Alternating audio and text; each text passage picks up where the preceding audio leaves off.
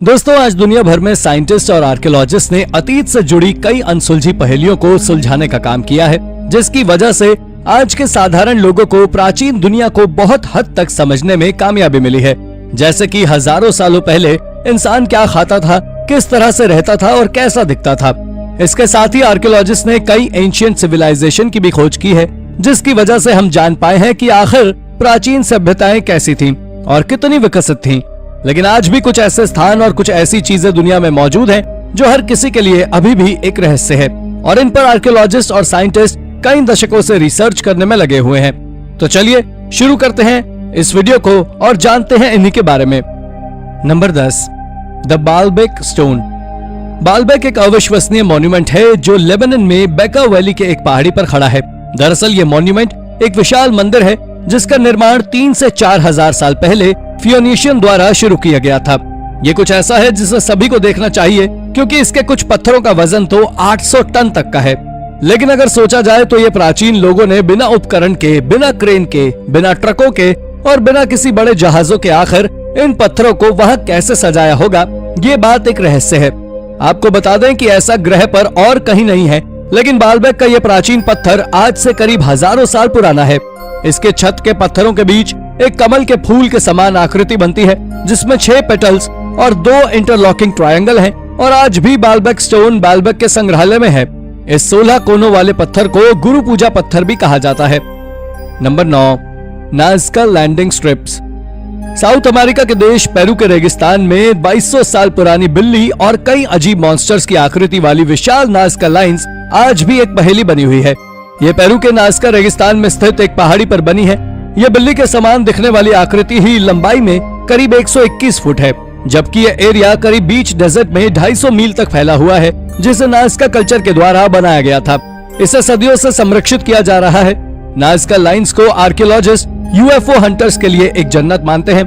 कई एक्सपर्ट्स का ये भी दावा है कि यहाँ एलियंस अपने यूएफओ के साथ धरती पर उतरते थे और ये मिस्टीरियस कार्विंग्स उन्होंने ही बनाई थी। हालांकि अब वैज्ञानिकों ने लंबी रिसर्च के बाद पता किया है कि ये पेरू के एक प्राचीन और विशाल इरिगेशन सिस्टम का एक हिस्सा है, जो मौसम के गर्म होने के साथ दिखाई देने लगी है। इसे अब तक एलियन से संबंधित बताया जा रहा था, लेकिन वैज्ञानिकों ने इस बात को साफ कर दिया है कि ये एक इरिगेशन सिस्टम से कुछ ज्यादा नहीं है, लेकिन ये बात भी अब तक पूरी तरह प्रूव नहीं कर पाए हैं। Number 8, Glastonbury Tor.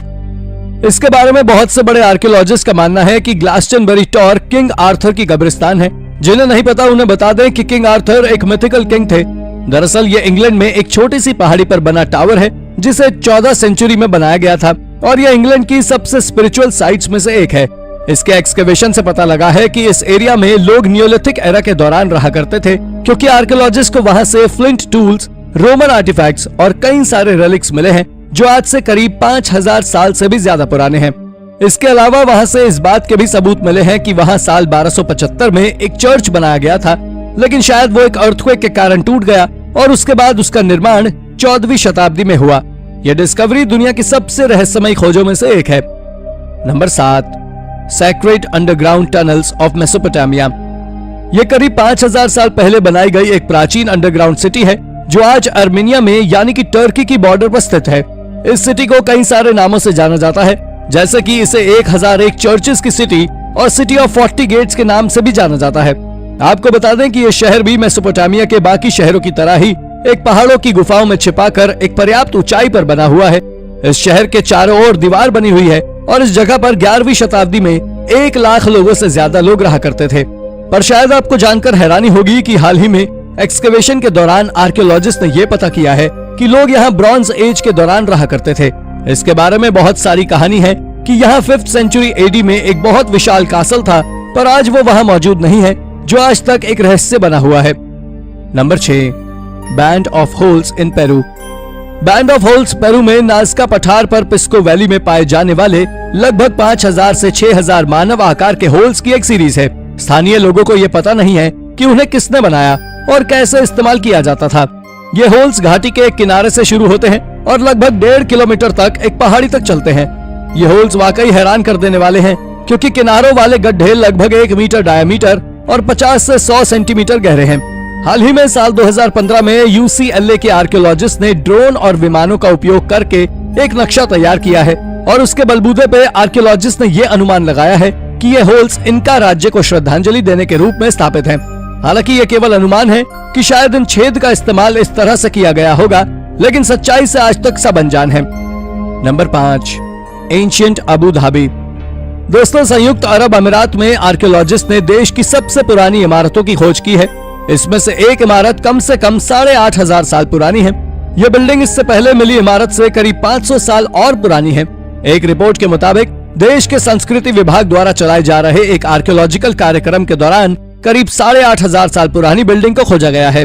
इस बिल्डिंग की खोज के साथ साथ आर्कियोलॉजिस्ट को यहाँ से कई प्राचीन और हजारों की तादाद में फॉसिल्स भी मिले हैं। इन सभी चीजों को देखते हुए एक्सकवेशन टीम के हेड ने कहा है कि यह खोज कोई साधारण खोज नहीं है, बल्कि प्राचीन अबू धाबी की खोज है। नंबर 4, राखीगढ़ी। राखीगढ़ी हरियाणा में है, जो सिंधु घाटी सभ्यता की सबसे बड़ी आर्कियोलॉजिकल साइट है। आर्कियोलॉजिस्ट ने हरियाणा में स्थित राखीगढ़ी की खोज को 1963 में अंजाम दिया था। दरअसल साइंटिस्ट ने 4500 वर्ष पुराने राखीगढ़ी कब्रिस्तान में मिले करीब 37 स्केलेटन में से 2 लोगों की खोपड़ी को दोबारा जोड़कर सिंधु घाटी सभ्यता के निवासियों के चेहरे की हूबहू आकृति बना दी है। राखीगढ़ी पुरातात्विक खोज के लीडर वसंत शिंदे ने टाइम्स ऑफ इंडिया की एक रिपोर्ट में बताया है, अब तक उन्हें इस बारे में कोई अंदाजा नहीं था कि आखिर सिंधु घाटी सभ्यता के लोग दिखते कैसे थे, लेकिन धीरे धीरे अब उनके चेहरे की आकृतियों का कुछ कुछ अंदाजा लग गया है। और उन्होंने ये भी कहा है कि इसके पहले तक सिंधु घाटी सभ्यता के लोगों की शारीरिक आकृति का ढांचा तैयार कर पाना अब तक का सबसे कठिन काम था, क्योंकि सभ्यता के कब्रिस्तानों और कब्रों से कभी पर्याप्त खोज नहीं हुई थी। लेकिन हाल ही में हुई इस खोज ने सब साफ कर दिया है। Number 3, the cremated remains of the Buddha. यह खोज चाइना के एक छोटे से गांव में की गई थी, जहां से आर्कियोलॉजिस्ट को एक मंदिर के खंडर से क्रीमेटेड रिमेन्स मिले थे। इस खोज को एक रहस्यमय सेरेमिक बॉक्स से किया गया था।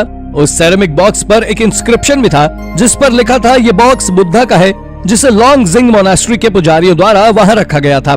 आपको बता दें कि आर्कियोलॉजिस्ट को वहां से बुद्धा के करीब 2000 से ज्यादा क्रीमेटेड फ्रैगमेंट्स मिले, जिसमें हड्डियां और दांत भी शामिल थे। आपको बता दें, जब आर्कियोलॉजिस्ट ने इस पर कार्बन डेटिंग की तो उन्हें पता लगा कि उन क्रीमेटेड फ्रैगमेंट्स को वहां 1023 में दफनाया गया था। उसके साथ ही सबसे बड़ी हैरानी की बात यह भी है कि वहां से आर्कियोलॉजिस्ट को करीब 260 बुद्धिस्ट स्टैचूज भी मिले। ये सारी चीजें मंजूश्री टेम्पल के बीच में ही दफन थी। ये खोज सच में एक अमेज डिस्कवरी है। Number 2, Germany's ring sanctuary. दोस्तों, ये स्टोन हेंजेस का एक जर्मन वर्जन है, जिसे सर्कुलर आकार में न्यूलिथिक एरा के दौरान बनाया गया था, यानी इसे 2320 बीसी में बनाया गया था। ये स्टोनहेंज इंग्लैंड में बने स्टोनहेंज से करीब 200 साल बाद बनाए गए थे। इसे अलग अलग ट्राइब्स के द्वारा एक साथ मिलकर बनाया गया था। इसमें कुछ कुछ जगह पर पत्थरों के साथ लकड़ियों का भी उपयोग किया गया था। आपको जानकर आश्चर्य होगा कि इसके आसपास कई सारे मिस्टीरियस गड्ढे मिले हैं। आर्कियोलॉजिस्ट का स्टोनहेंज के बारे में मानना है कि ये स्टोनहेंज वहां की लोकल कम्युनिटी के द्वारा किसी प्रकार के रीति रिवाजों का पालन करने के लिए उपयोग किया जाता था, जिसमें से एक परंपरा ऐसी भी थी जिसमें 4 से 17 साल के बच्चे और 40 साल से ऊपर की औरत का बलिदान दिया जाता था। ये बात आर्कियोलॉजिस्ट को तब पता लगी जब उन्हें वहां से लगभग 7 कंप्लीट स्केलेटन मिले। यही नहीं, वहां से आर्कियोलॉजिस्ट को रिचुअल के दौरान उपयोग किए जाने वाले सामान और कुछ हड्डियां भी मिली, जिन्हें वहां जलाया गया था। ये बात इसे थोड़ा ज्यादा ही स्केरी बनाती है। Number 1, the truth of crystal skulls. इन क्रिस्टल स्कल्स के बारे में लोगों का मानना है कि ये खोपड़ियां बोलती भी हैं और भविष्य को भी दिखाती हैं। दुनिया में 4 से 5 लोगों के पास ऐसे क्रिस्टल स्कल्स हैं। कहा जाता है कि दुनिया भर में ऐसे 13 स्कल्स हैं, और अगर ये मिल जाएं तो पूरी दुनिया को बदलने की ताकत रखते हैं।